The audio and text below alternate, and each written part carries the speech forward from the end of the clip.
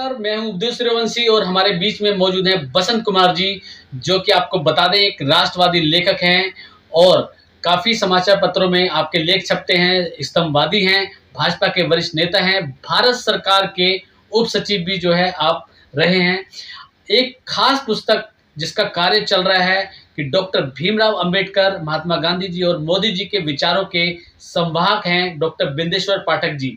क्या आपस में इनके विचारों को लेकर उस पुस्तक में लिखा गया है, हम खास चर्चा करेंगे बसंत कुमार जी से। आपने जैसा कि प्रश्न किया है मेरी नई पुस्तक के बारे में, गांधी, अंबेडकर और मोदी के विचारों के संवाहक डॉक्टर बिंदेश्वर पाठक। तो इनकी बारे में मैं बता दूं कि उनकी ये यात्रा 1968 में शुरू हुई, जब वो गांधी शताब्दी समिति के एक सदस्य थे। तब उन्होंने जाके दलितों, भंगियों के बीच में जाके उनकी सारी मुसीबतों के बारे में जाना, उनके बारे में के समझा।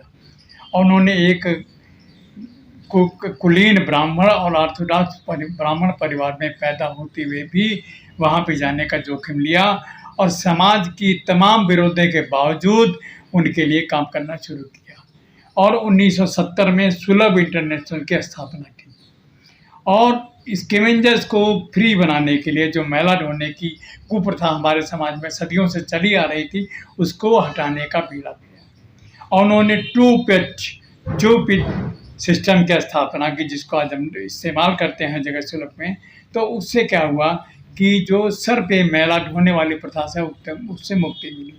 जबकि आपको पता होगा कि जब देश के प्रधानमंत्री पीवी नरसिम्हा राव ने 1991 में सर पे मैला ढोने वाली प्रथा को अवैध घोषित किया, गैर कानूनी घोषित किया, लेकिन उससे पहले इस फील्ड में डॉक्टर बिंदेश्वर पाठक काफ़ी काम कर चुके थे। उसके बाद ये बात आती है भाई कि चलो ये तो इन्होंने, क्योंकि गांधी के पुजारी हैं, गांधी से प्रेरणा के काम कर रहे हैं, जो अस्मृति जो अछूत को मिटाने का काम कर रहे हैं, लेकिन ये अंबेडकर से आपने कैसे जोड़ा? तो जब अंबेडकर के विचारों को एज ए अर्थशास्त्री, एज ए संविधान निर्माता, एज ए कानून निर्माता के रूप में उन्होंने पढ़ा और जाना कि किस तरह से दलित और वंचित समाज को अंबेडकर राष्ट्र की मुख्य धारा में लाना चाहते हैं, इसलिए उन्होंने अंबेडकर के विचारों को भी मूर्त रूप देने की ठानी। मैंने आपको जैसा बताया कि उषा चौहान, जो कि 2003 तक सफाई कर्मी के रूप में काम कर रही थी, वो सुलभ से जुड़ी और उनको 2021 में भारत सरकार द्वारा पद्म श्री से सम्मानित किया गया। उसके पहले बिंदेश्वर पाठक जी ने राजस्थान अलवर में वहाँ पे सफाई कर्मियों को एक ग्रुप को नाथ द्वारा टेम्पल में ले जाके प्रवेश दिलवाया। वो भी दिलवाया गांधी जी के अहिंसा और सत्याग्रह के माध्यम से, अर्थात वहाँ के पुजारियों की सहमति से। अब तीसरी बात आती है कि ठीक है, ये गांधी और अंबेडकर, क्योंकि डॉक्टर पाठक ये जानते थे कि लोगों ने एक भ्रांतियाँ अलग फैलाई हुई है कि अंबेडकर और गांधी दोनों के विरोधी हैं। ऐसा नहीं है, कुछ मामलों में दोनों का विरोध हो सकता है, लेकिन अंबेडकर और गांधी का साध्य एक था, साधन अलग थे।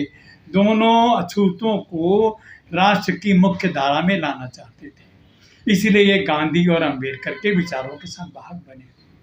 अब एक बात आती है कि मोदी के विचारों के संवाहक कैसे बने? जब मोदी जी ने प्रधानमंत्री बनने के बाद अंबेडकर की 125वीं जयंती के अवसर पर पार्लियामेंट का विशेष अधिवेशन बुलाया और अंबेडकर जी के एज अर्थशास्त्री के रूप में, समाजशास्त्री के रूप में, संविधान निर्माता के रूप में 2-3 दिन तक पार्लियामेंट में चर्चा चलती रही। और फिर अंबेडकर के जो विचार थे उनको मूर्त रूप देने के लिए मोदी जी ने startup India, stand up India और उसके बाद स्वच्छ भारत मिशन की शुरुआत की, जिससे वंचित समाज राष्ट्र की मुख्य धारा में आ सके।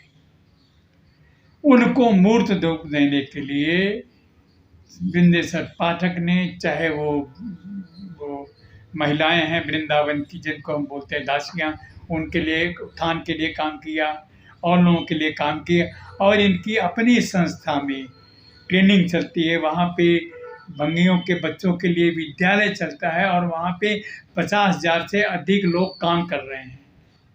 तो इस पुस्तक में ये दिखाने का प्रयास किया गया है, लोगों का ध्यान आकृष्ट करने का प्रयास किया गया है कि एक ब्राह्मण परिवार में पैदा हुआ युवक किस तरह से समाज में अछूतों, दलितों के उत्थान के लिए, उनको मुख्य धारा में लाने के लिए काम कर रहा है। और ये पुस्तक कुछ महीनों में आप लोगों के बीच में आ जाएगी। आप देख रहे हैं धुरंधर टाइम्स। वीडियो से आपको कोई प्रेरणा मिले तो लाइक, कमेंट और शेयर करें। हमसे परमानेंट जुड़ने के लिए चैनल को सब्सक्राइब करें। पूरा वीडियो देखने के लिए बहुत बहुत धन्यवाद।